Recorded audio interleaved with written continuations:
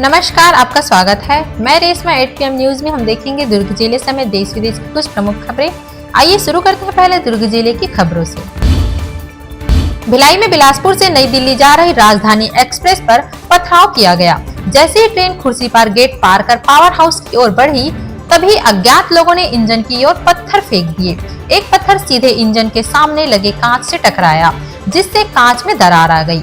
अचानक हुई इस घटना से स्टाफ में अफरा तफरी मच गई, लेकिन लोको पायलट और सहायक लोको पायलट ने सूझबूझ दिखाते हुए ट्रेन को सुरक्षित आगे बढ़ाया। घटना की सूचना मिलते ही रेलवे सुरक्षा बल हरकत में आ गई। अज्ञात आरोपियों के खिलाफ मामला दर्ज कर लिया है और पत्थरबाजों की तलाश जारी है।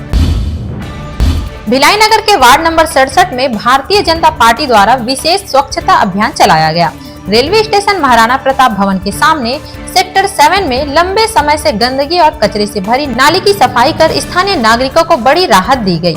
यह अभियान भाजपा बूथ अध्यक्ष के नेतृत्व में तथा सह मीडिया प्रभारी की उपस्थिति में संपन्न हुआ। सफाई से जल निकासी सुचारू हुई और मच्छरों व दुर्गंध से निजात मिली। भाजपा ने स्पष्ट किया कि वार्ड 67 में जन समस्याओं को लेकर आगे भी ऐसे अभियान निरंतर जारी रहेंगे। प्रधानमंत्री आवास योजना शहरी 2.0 के तहत नगर पालिका निगम भिलाई लगातार प्रयास कर रहा है कि कोई भी पात्र गरीब परिवार पक्के आवास से वंचित न रह जाए। इसी कड़ी में वार्डों में सर्वे टीमों की नियुक्ति की गई है, जो वास्तुविदों के माध्यम से डोर टू डोर सर्वे कर रही है। राष्ट्रीय स्तर पर चल रहे अंगीकार अभियान 2025 के तहत जोन कार्यालयों एवं अन्य स्थानों पर विशेष शिविर और आवास ऋण मेलों का आयोजन किया गया है। नगर निगम भिलाई का उद्देश्य है हर जरूरतमंद को पक्का घर देकर उसका सपना साकार करना।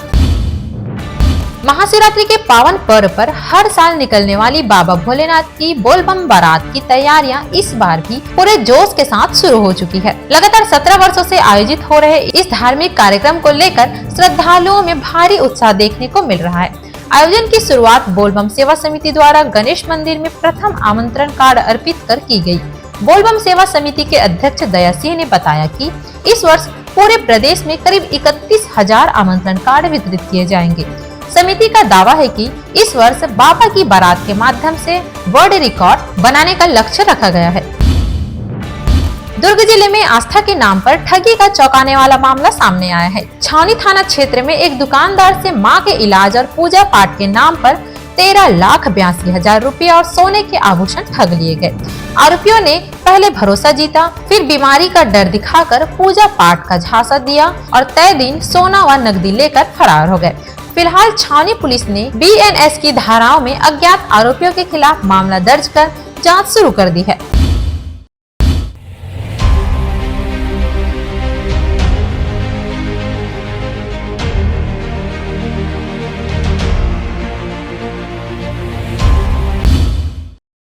अब नजर डालते हैं प्रदेश की खबरों पर।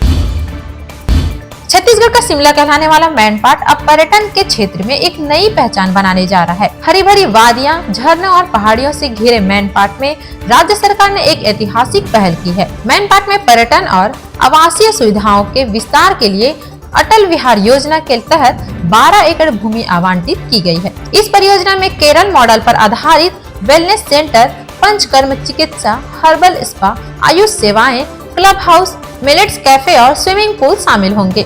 जलपरी पॉइंट जैसे मनोहारी पर्यटन स्थलों के बीच विकसित होने वाली यह परियोजना पर्यटकों को सुरक्षित, किफायती और यादगार अनुभव देगी।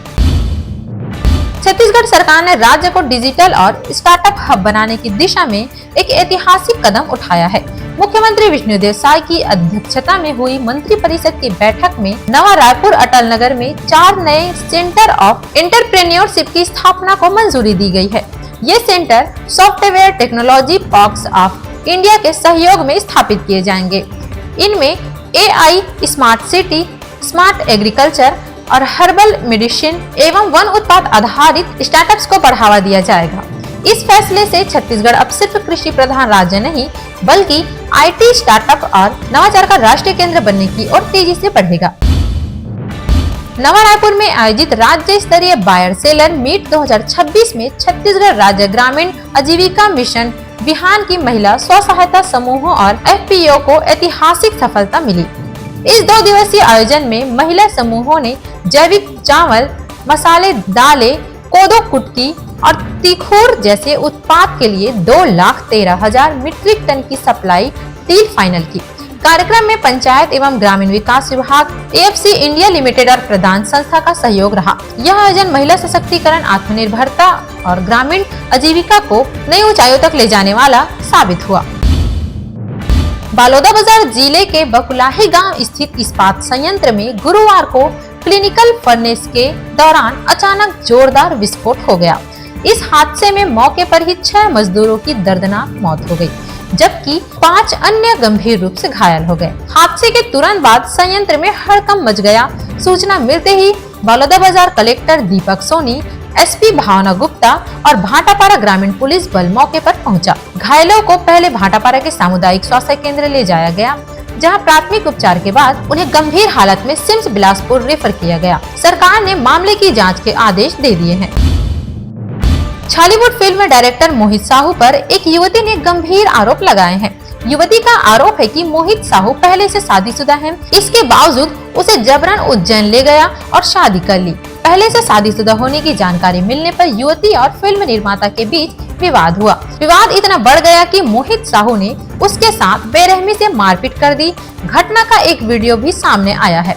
घटना की शिकायत पुरानी बस्ती पुलिस थाने में की गई। फिलहाल पुलिस ने शिकायत के आधार पर जांच शुरू कर दी है और सभी पहलुओं की जांच की जा रही है।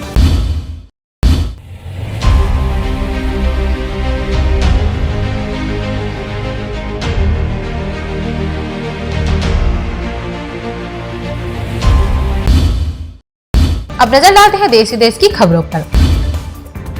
लोकसभा में विपक्ष के नेता राहुल गांधी ने दिल्ली में राष्ट्रीय मनरेगा श्रमिक सम्मेलन के दौरान कहा कि मनरेगा गरीबों की आवाज और उनका अधिकार है, जिसे खत्म करने की साजिश की जा रही है। उन्होंने आरोप लगाया कि सरकार मनरेगा की जगह विकसित भारत जी राम जी अधिनियम लाकर मजदूरों के अधिकार खत्म करना चाहती है। मनरेगा की सोच यह थी कि जिसे काम चाहिए वह सम्मान के साथ काम मांग सके, लेकिन अब सरकार इस व्यवस्था को खत्म कर ठेकेदारों के हाथ में देना चाहती है। कांग्रेस अध्यक्ष मल्लिकार्जुन खड़गे ने कहा कि देश इस साजिश को बर्दाश्त नहीं करेगा और मनरेगा व काम के अधिकार को बचाने के लिए लड़ाई जारी रहेगी। सुप्रीम कोर्ट ने मध्य प्रदेश के धार स्थित विवादित भोजशाला परिसर को लेकर बड़ा फैसला सुनाया है। बसंत पंचमी के दिन दोनों समुदाय को अलग अलग समय पर धार्मिक गतिविधियों की अनुमति दी गई है। हिंदू पक्ष को सूर्योदय से सूर्य अस्त तक पूजा की अनुमति दी गई है, जबकि मुस्लिम समुदाय को शुक्रवार को दोपहर 1 से 3 बजे तक नमाज पढ़ने की इजाजत मिली है। अदालत ने शांति और कानून व्यवस्था बनाए रखने के निर्देश देते हुए जिला प्रशासन को सुरक्षा व्यवस्था मजबूत करने को कहा है। जम्मू कश्मीर के डोडा जिले में हुए दर्दनाक सड़क हादसे में भारतीय सेना के 10 जवान शहीद हो गए। भद्रवाह चांबा मार्ग पर खानी टॉप के पास सेना का बुलेट प्रूफ वाहन अनियंत्रित होकर 200 फीट गहरी खाई में गिर गया। इस वाहन में कुल 17 जवान सवार थे, जो ऊंचाई वाले पोस्ट की ओर जा रहे थे। हादसे के बाद सेना और स्थानीय पुलिस ने संयुक्त रेस्क्यू ऑपरेशन चलाया। गंभीर रूप से घायल जवानों को एयरलिफ्ट कर उधमपुर सैन्य अस्पताल में भर्ती कराया गया है। जम्मू कश्मीर के उपराज्यपाल ने सोशल मीडिया पर पोस्ट कर जवानों की शहादत पर शोक व्यक्त किया है। देश अपने वीर जवानों की शहादत को कभी नहीं भूलेगा। चिली में जंगल की आग ने तबाही मचा दी है। तेज हवाओं और भीषण गर्मी के बीच आग ने शहरों तक को अपनी चपेट में ले लिया है। अब तक कम से कम 15 लोगों की जान ले ली, जबकि 50,000 से ज्यादा लोग बेघर हो चुके हैं। आग इतनी तेजी से फैली कि लोग आधी रात को अपने बच्चों के साथ अंधेरे में जान बचाकर भागने को मजबूर हो गए। राष्ट्रपति गैब्रियल बोरिक ने बायोबियो और नुबेले क्षेत्रों में आपदा की स्थिति घोषित कर दी है, लेकिन स्थानीय प्रशासन का आरोप है कि घंटों तक पूरा इलाका जलता रहा, लेकिन सरकार की ओर से कोई मदद नहीं पहुंची। दमकल कर्मी लगातार कोशिश कर रहे हैं, लेकिन हालात अब भी बेकाबू बने हुए हैं।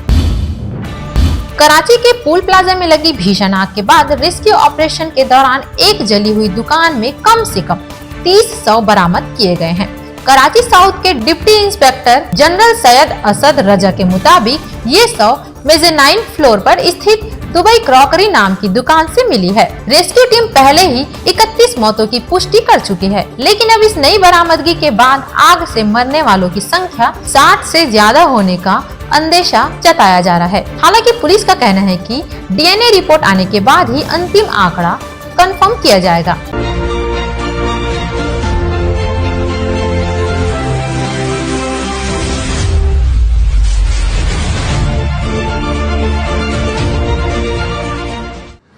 This program is sponsored by SR Hospital and Research Center.